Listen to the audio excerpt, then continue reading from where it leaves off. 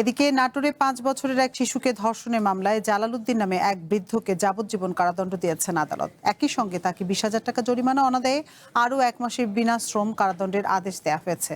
বুধবার দুপুরে রাজশাহী দ্রুত বিচার ট্রাইব্যুনালের বিচারক মোহাম্মদ তৈয়ব আলী এই রায় ঘোষণা করেন। রায় ঘোষণার সময় দণ্ডপ্রাপ্ত আসামি আদালতে উপস্থিত ছিলেন।